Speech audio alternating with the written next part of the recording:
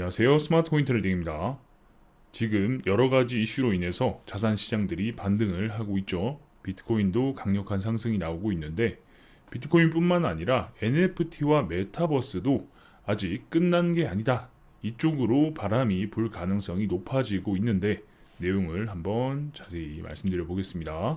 이 말을 다른 유튜브에서 본 적이 있는데 유동성이 쌓이면 돈을 놀게 하고 싶어 하지 않는다. 그러니까 유동성이 엄청나게 발생하고 있는 상황에서는 너도 나도 투자를 하고 싶어지죠. 부동산 같은 경우도 급격하게 상승을 하다 보니까 정말 있는 돈 없는 돈 다 끌어모아서 부동산을 매수했는데 지금 금리 인상과 집값 하락으로 괴로운 사람들이 발생하고 있죠.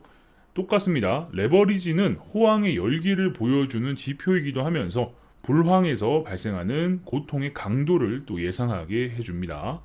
유동성과 레버리지의 맛을 우리는 봤기 때문에 이번에 VC들은 이 판을 NFT로 옮겨갔어요.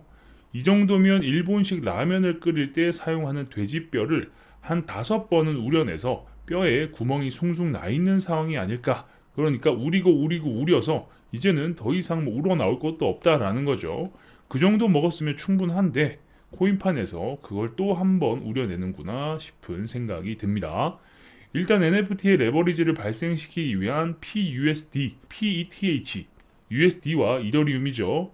NFT 담보대출 심사 프로토콜의 개념이 생겨났습니다. 그러니까 NFT의 레버리지를 발생시키기 위한 구성 요소가 생겨나고 있다라는 거예요. 그리고 이 판때기에는 유동성 최대 공급자 중 한 명인 커브 파이낸스가 함께 합니다. 어쨌든 커브 입장에서는 우리는 유동성 많이 공급해 줄 테니까 돈만 챙기면 돼 라는 거죠. 그리고 이더리움과 피이더리움의 교환이 시작됐습니다. 스왑이 발생하기 시작했다라는 거죠. 현재 커런시 리저브 공급 상태는 아주 조그만 상황입니다. 아주 작다라고 말씀드릴 수 있을 것 같아요. 2000이더와 700p 이더리움이 현재 여기에 유동성을 공급하고 있다. 그러니까 전체적으로 2700이더 정도가 돌아가고 있다라는 거죠. 그리고 이 정도면 솔직히 전당포 수준인 것 같긴 하지만 NFT의 가치의 약 3분의 1 정도만 빌려올 수 있어요. 아직 규모가 작다라는 거죠. 그러니까 내가 NFT를 맡겨놓고 돈을 빌려올 수 있는데 NFT가 100이더짜리다라고 하면 맥시멈 32더까지만 빌릴 수 있다라는 거죠. 그런데 중요한 건 이 디파이의 총 사이즈를 봐야 하는 부분입니다. NFT 파이낸싱은 이제 슬슬 바람이 불고 있는 상태다라는 거예요. 여기에 총 129개의 NFT가 예치되어 있고 해당 가치는 약 8267p 이더리움입니다. 어쨌든 이 디파이가 돌아가기 시작했다라고도 볼 수 있죠. 시기상으로 따지면 NFT 파이낸싱 테마는 엑시 인피니티가 터지기 3-4개월 전 느낌 정도로 보여진다라는 거예요. 당연히 여기에 스왑과 풀, 파밍이라는 개념이 도입되어 있어요. 그러니까 기존의 다른 디파이처럼 이런 구조들이 다 만들어져 있다라는 거죠. 연간 수익률은 23.18%라는 놀라운 수익률을 보여주고 있습니다. 이것도 언젠가 터지겠죠, 그죠? 이렇게 많은 수익을 준다라는 것 자체가 걱정을 또 해야 될 부분 중에 하나긴 합니다. 그리고 PUSD는 현재 몇몇 통화로도 교환이 가능한데 지금 USDC로 되어 있죠. 이렇게 스테이블 코인으로도 교환이 가능합니다.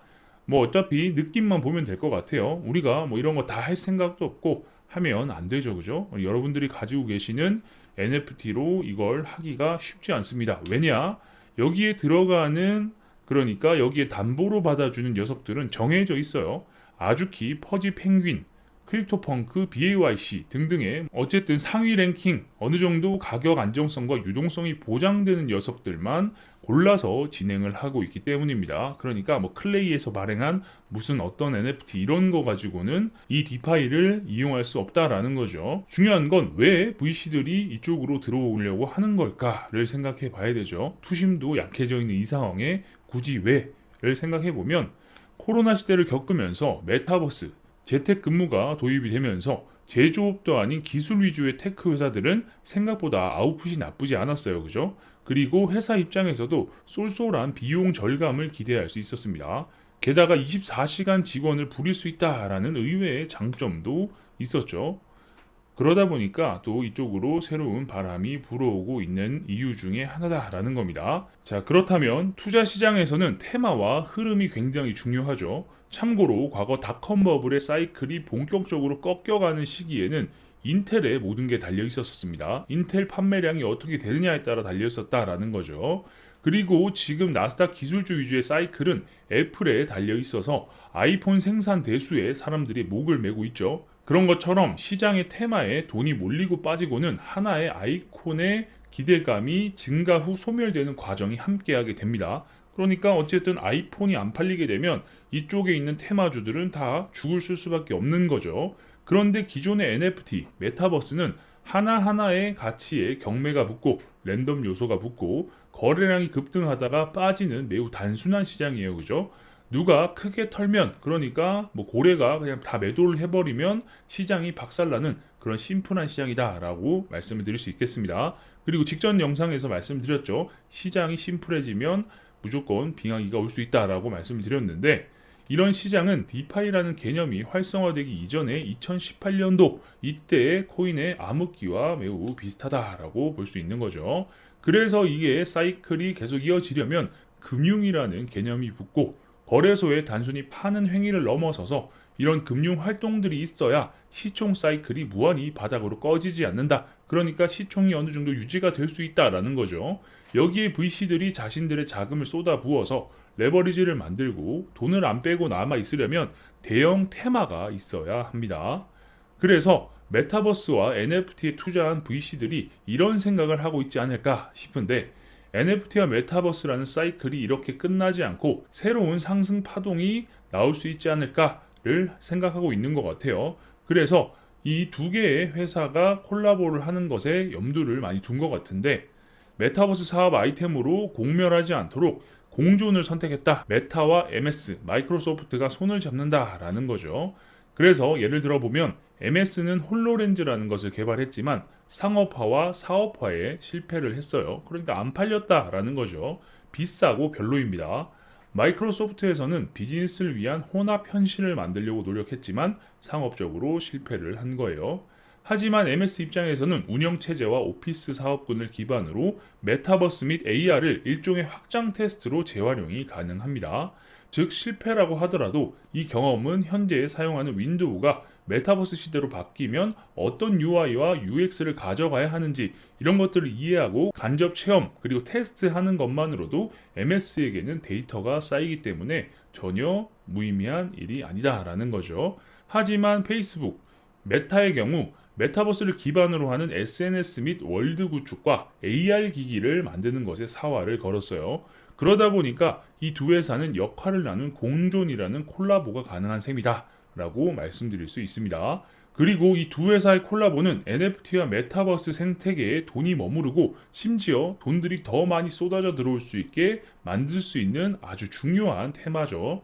처맞기 전까지는 누구나 그럴싸한 계획을 가지고 있다. 마이크 타이슨의 명언인데, 하지만 너무 패배주의적인 생각만 가지고 있지 않는다면 이 시장의 반등에 대한 근거를 몇 가지 댈 수 있을 것 같습니다. 첫 번째, 겨울이 생각보다 따뜻할 수 있다는 희망까지 더해져서 가스의 가격이 많이 떨어지고 있어요. 9월에 26% 내린 데 이어 10월 들어서도 27% 넘게 가스의 가격이 떨어졌어요. 그러다 보니까 인플레이션에 대한 부담이 줄어들었죠. 그리고 최근 슬슬 FED의 논평도 조금씩 바뀌고 있으면서 투자자들의 주식 포지셔닝 사이즈도 적습니다. 그러니까 투자자의 주식 보유량이 매우 적은 상황이다. 그러니 개미들이 많이 내려 있는 상황이에요. 그래서 갑자기 상승을 하면 개미들이 따라 타기가 힘들죠.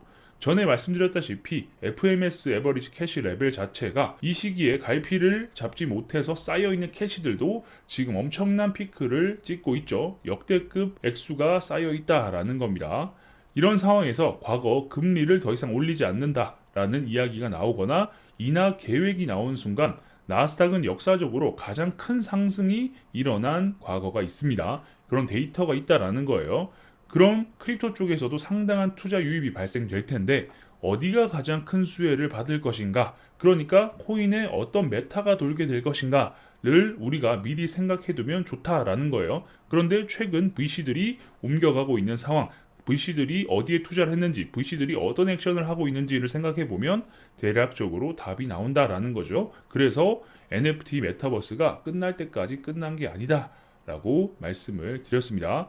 물론 본격적인 투심, 그러니까 투자 심리는 금리가 내려야지 돌아오겠지만 어쨌든 약간의 뉘앙스만 나오면 엄청난 상승이 나온다. 그리고 계속 부정적인 이야기가 나오다가도 반등이 나오는 순간은 내가 따라타기에 이미 늦은 시기가 있다라는 거 여러분들 경험도 해보셨을 거고 영상으로도 말씀을 드렸죠. 그렇기 때문에 이 다음 메타가 어떻게 돌아갈 수 있을지 이런 것도 잘 생각을 해봐야 된다. 그래서 마이크로소프트와 메타는 손을 잡고 공존의 길을 선택을 했고 크립토 VC들도 마찬가지로 이 NFT 시장에 레버리지를 만들어서 버블을 만들 준비를 하고 있다. 그래서 우리는 거기에 맞춰서 전략적으로 투자를 하면 또 제대로 된 수익을 낼 수 있는 기회가 올 것이다 라는 걸 말씀드리기 위해서 이번 영상 만들었습니다. 계속해서 여러분들께 다양한 정보를 알려드릴 수 있도록 노력하겠습니다. 영상이 괜찮으셨다면 구독과 좋아요도 눌러주시고요. 알림 설정을 눌러주시면 누구보다 빠르게 새로운 정보를 받아보실 수 있으니까 구독, 좋아요, 알림 설정까지 눌러주시면 감사하겠습니다. 그럼 전 다음 영상에서 뵙겠습니다. 감사합니다.